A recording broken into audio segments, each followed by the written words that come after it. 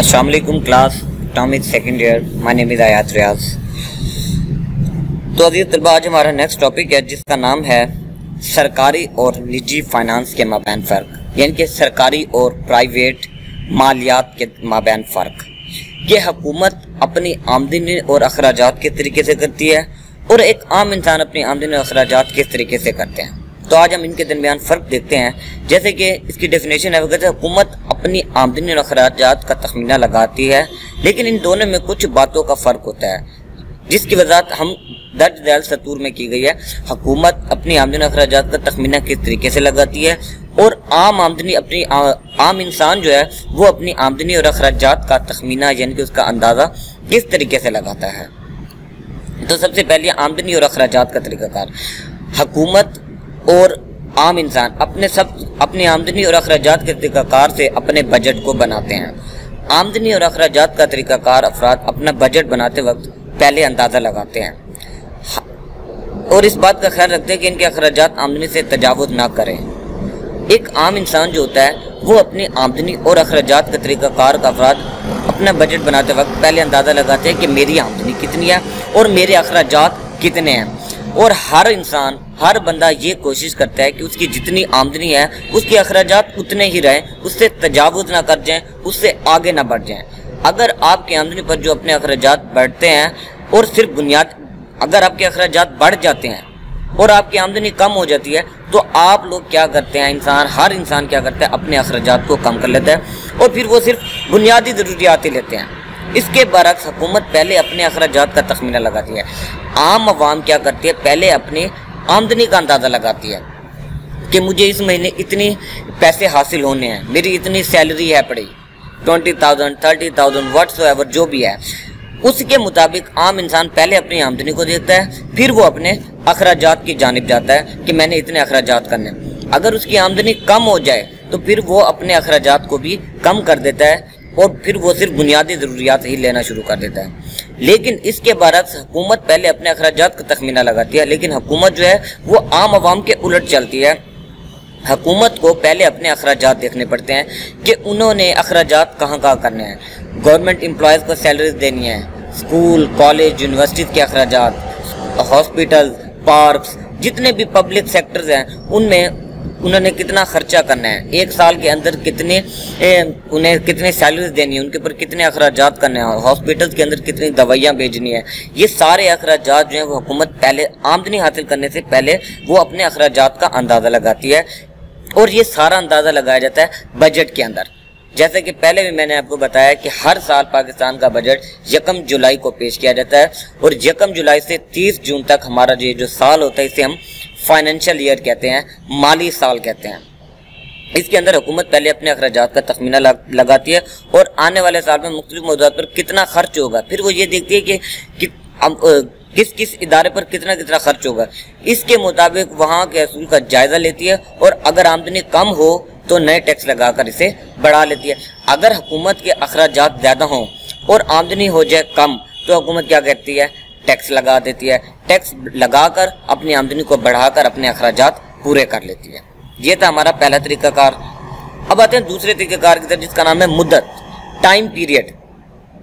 मुद्दत, हुकूमत अपनी आमदनी और अखराजात के तखमीने से मुतालिक जो बजट तैयार करती है उसकी मुद्दत 1 साल होती है। अभी मैंने आपको बताया कि हुकूमत का बजट आता है और वो सिर्फ 1 साल का होता है। हर साल नया बजट पेश किया जाता है और बजट जो है पाकिस्तान में पेश किया जाता है 1 जुलाई को। 1 जुलाई से 30 जून तक आपका वो फाइनेंशियल ईयर कहलाता है और उसमें बजट तैयार किया जाता है, बजट पेश किया जाता है। उसमें यह बताया जाता है कि हुकूमत के कितने अखराजात, इस साल के अंदर हुकूमत ने कितने अखराजात करने हैं और कितनी आमदनी हासिल करनी है। तो हुकूमत के जो बजट की मुद्दत होती है वो 1 साल की होती है, जबकि आम अफराद की आमदनी और अखराजात के लिए किसी मखसूस वक्त का तयन नहीं किया जा सकता।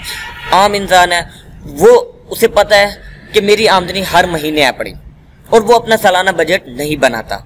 उसे पता है कि हो सकता है कि अगले महीने मेरी सैलरी बढ़ जाए, अच्छा ये भी हो सकता है उसके अगले महीने उसकी आमदनी कम भी हो जाए। तो आम इंसान अपने बजट नहीं बनाता, उसके मखसूस वक्त का तयन नहीं किया जा सकता। इनमें से बाद लोगों की योमिया उजरत होती है, जैसे कि आप देख सकते हैं लेबर है, मजदूर वगैरह, ये योमिया उजरत पर है, यानी कि डेली वेजेस पर है, रोजाना कमाने वाले हैं, योमिया उजरत मिलती है। और बाद लोगों की माहवार होती है, और कुछ लोग ऐसे होते हैं जिनकी माहवार होती है, जैसे कि जॉब होल्डर्स हैं, उनकी क्या होती है, उन्हें हर महीने मिलती है, उनकी मंथली सैलरी होती है, तो वो अपना बजट नहीं बनाते। तो हुकूमत और आम आमदनी के बजट में या उसके मालियात में जो फ़र्क है, एक वो ये है कि वो मुद्दत का है, क्योंकि हुकूमत जो है वो सालाना बजट तैयार करती है, जबकि आम इंसान बजट तैयार नहीं करता। इसके बाद तीसरी चीज़ है अंदरूनी और बैरूनी कर्जे। हुकूमत अपनी ज़रूरियात को पूरा करने के लिए अंदरूनी और बैरूनी तरह से कर्जा हासिल कर सकती है, या इन्हें गैर मुल्की एजेंसी से हासिल किए जाते हैं। अगर हुकूमत की आमदनी कम हो और अखराजात हो जाए ज़्यादा, मिसाल के तौर पर हुकूमत की आमदनी हो 50 अरब और उसके अखराजात हो गए हैं 80 अरब के, अब 30 अरब रुपया उनके पास कम है, तो इसके लिए वो बैरूनी कर्जे भी ले सकते हैं, मुल्क के अंदर से भी कर्जे ले सकते हैं, मुल्क के बाहर से भी। मुल्क के अंदर से कर्जे लेने का मतलब ये स्टेट बैंक ऑफ पाकिस्तान से कर्जे लिए जा सकते हैं, आम आवाम से कर्जे लिए जा सकते हैं। और बैरूनी ममालिक से कर्जे लेने का मतलब जितने भी आपके इदारे हैं पड़े, इंटरनेशनल इदारे, जैसा कि IMF, international monetary fund, IMF कर्ज देता है, वर्ल्ड बैंक कर्ज दे देता है, ADB, एशियन डेवलपमेंट बैंक, यहाँ से कर्ज मिल जाता है। तो हुकूमत अपने अखराजात, अगर उसकी आमदनी कम हो जाए और अखराजात ज़्यादा हो जाए, तो उन अखराजात को पूरा करने के लिए हुकूमत को बाहर से कर्जे मिल जाते हैं, जबकि आम अफराद से इन दोनों तरह से हासिल कर सकते हैं। या तो वो आवाम से ले सकते हैं, या तो वो बैरूनी कर्जों से वो पैसे लेकर अपना अखराजात पूरे कर सकते हैं, जबकि आम अफराद किसी बैरूनी ज़राए से कर्जा हासिल नहीं कर सकता। तो सरकारी और निजी मालियात में एक सबसे बड़ा फ़र्क अंदरूनी और बैरूनी कर्जे का भी है। खसारे की सरमायाकारी। खसारे की सरमायाकारी हुकूमत के पास अपनी आमदनी बढ़ाने का एक और जरिया भी होता है, जिसे हम खसारे की सरमायाकारी कहते हैं। यानी हुकूमत अपने अखराजात पूरे करने के लिए बगैर गारंटी के डिज़ाइन नोट छाप लेती है।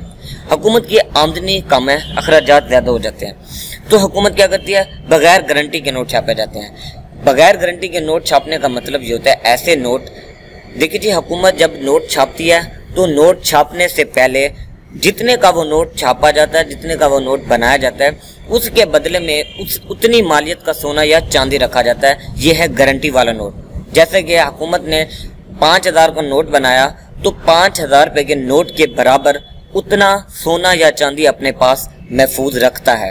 अगर वो उतनी मालियत का सोना या चांदी रखे तो वो गारंटी शुदा नोट होगा। अगर वो सोना चांदी नहीं रखता या कोई भी फॉरेन रिजर्व नहीं रखता, तो वो बगैर गारंटी के नोट होते हैं। तो जब हुकूमत की आमदनी कम और अखराजात ज़्यादा हो जाए, तो हुकूमत बगैर गारंटी के नोट छाप लेती है, यानी कि ऐसे नोट छाप लेती है जिनके पीछे सोना चांदी नहीं रखा होता, और इस तरह से अपनी आमदनी में इजाफा कर देती है। लेकिन आम तौर पर इसमें क्या होता है, मुल्क में अफरात ज़र की मिकदार में इजाफा हो जाता है। अफरात ज़र यानी कि इन्फ्लेशन में, यानी कि महंगाई में इजाफा हो जाता है। और जब महंगाई में इजाफा हो जाता है, अफरात ज़र का मतलब ये है कि किसी मुल्क में अशिया की कीमतों में मुसलसल इजाफा होते चले जाना, इसे हम अफरात ज़र कहते हैं। तो हुकूमत अपनी आमदनी बढ़ाने के लिए एक और तरीकाकार, जिसे हम खसारे की सरमायाकारी कहते हैं, ये भी अडॉप्ट कर सकती है, ये भी इख्तियार कर सकती है। तो अजीज तलबा, आज के इस टॉपिक में अगर आपको कोई बात समझ ना आई हो तो आप लोग मुझसे रब्ता कर सकते हैं। कल तक के टॉपिक के लिए अल्लाह हाफिज़।